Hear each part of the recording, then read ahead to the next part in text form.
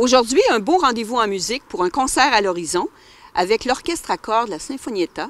Vous voulez en savoir davantage? Restez avec nous. Bienvenue à l'Urbain.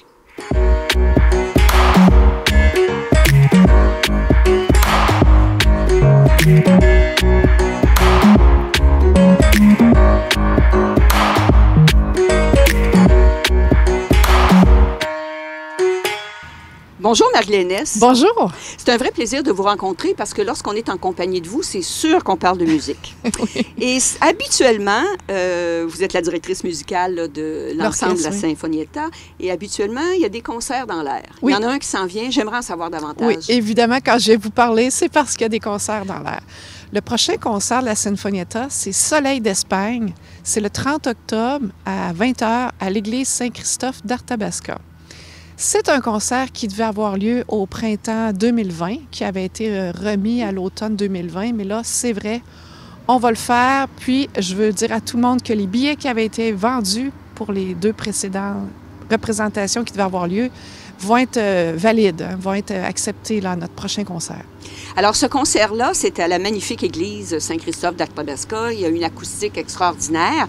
Je sais que votre ensemble à cordes y est, mais il y a des invités. J'aimerais en savoir davantage aussi parce que je pense qu'il y a une feuille de route assez impressionnante.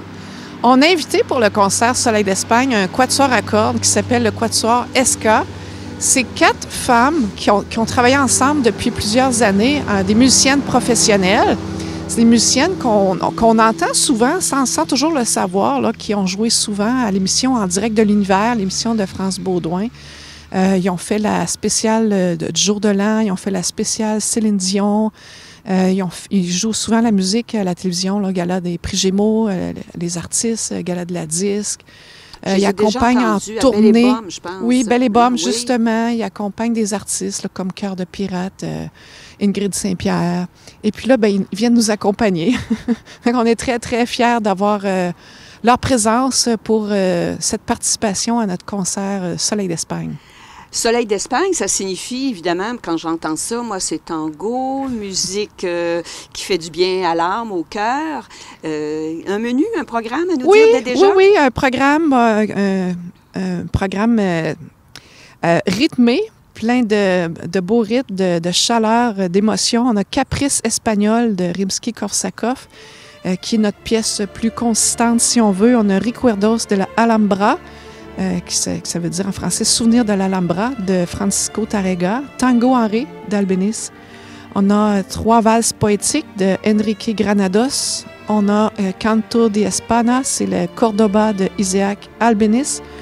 On a le Chant des oiseaux, Pablo Casals, et cette pièce-là va être interprétée, il y a un solo au violoncelle. Ça va être interprété par Camille, qui est la violoncelliste du Quatuor Esca. Donc, c'est une expérience différente pour la Sinfonietta d'accompagner une soliste professionnelle.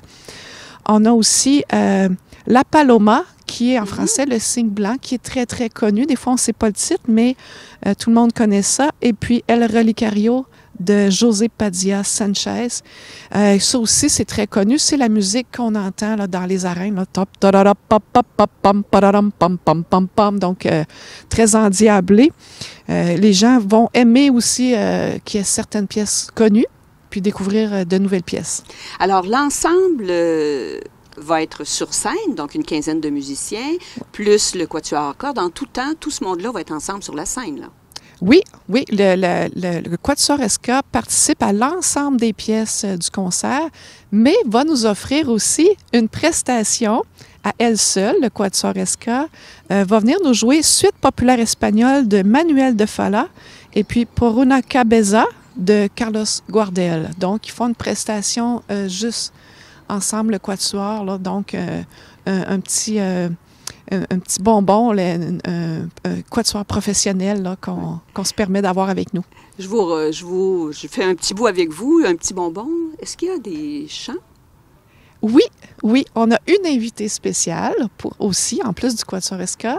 C'est Myriam Filion qui va venir chanter « L'amour est un oiseau rebelle ».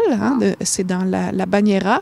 C'est dans une suite de Carmen de Bizet, un autre air très, très connu. Je vous le chanterai pas, mais tout le monde va reconnaître. Et puis, Myriam Filion va offrir vraiment une très belle prestation. Nous, on est en répétition depuis longtemps. On a arrêté un peu à cause de la pandémie, mais on avait tout pratiqué ça pour le concert prévu en 2020. Donc, on est vraiment, vraiment plus que prêt pour ce concert. Absolument. Et si je comprends bien, le concert débute à 20 h. Donc, je présume le concert sera environ 1h15. Oui, le concert, on le fait sans pause. On respecte les mesures sanitaires. Il y aura le purel à l'entrée, la demande de preuve vaccinale avec une pièce d'identité et puis le masque pour les déplacements seulement. L'église Saint-Christophe d'Arthabasca, c'est une belle grande église, donc vous allez pouvoir accueillir de façon très confortable, avec toutes les mesures, 250 personnes. Oui, avec distanciation, oui, vraiment, on est chanceux, là, on a de l'espace, oui. Beaucoup d'espace. On invite les gens à se procurer les billets, c'est possible chez Gérald Musique, c'est possible aussi à la porte. Oui, les billets sont au coût de 25 $. C'est gratuit pour les jeunes de 12 ans et moins. C'est tout un beau programme, samedi le 30 octobre. Oui. Mais je pense que vous avez d'autres projets dans vos cartons. Bien sûr, j'ai toujours d'autres projets dans mes cartons. Le concert de Noël est déjà en répétition aussi, un concert qu'on devait présenter à Noël 2020. Donc, c'est un concert qui va s'appeler « À nouveau réunis ». Parce qu'on va être à nouveau réunis pour Noël, mais aussi parce que l'ensemble, les premiers violons viennent faire une participation à notre spectacle. Et on l'a déjà fait dans le passé, il y a plusieurs années, donc à nouveau réunis aussi avec l'ensemble, les premiers violons, qui est un orchestre qui forme la relève finalement pour la Sinfonietta. Donc, plusieurs autres musiciens qui s'ajoutent pour le concert de Noël qui va avoir lieu aussi à l'église Saint-Christophe d'Arthabasca, mais ce sera un dimanche après-midi à 14h30 le 12 décembre.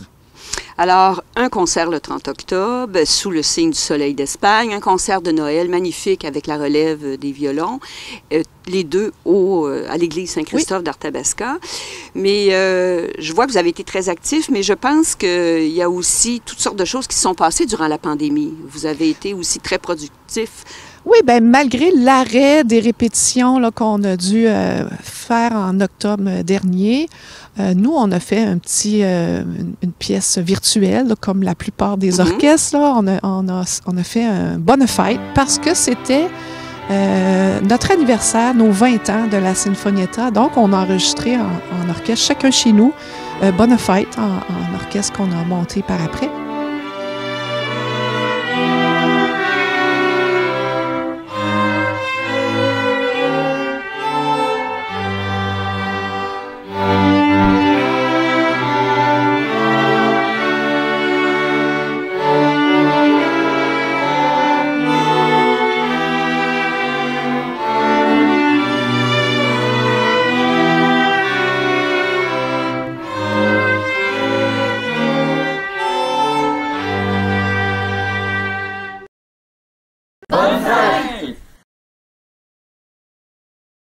On a fait aussi pour nos 20 ans, étant donné qu'on ne pouvait pas présenter de concert, on a présenté un projet à la télévision communautaire des Bois-Francs pour faire une série de 7 émissions sur les 20 ans de la Sinfonietta.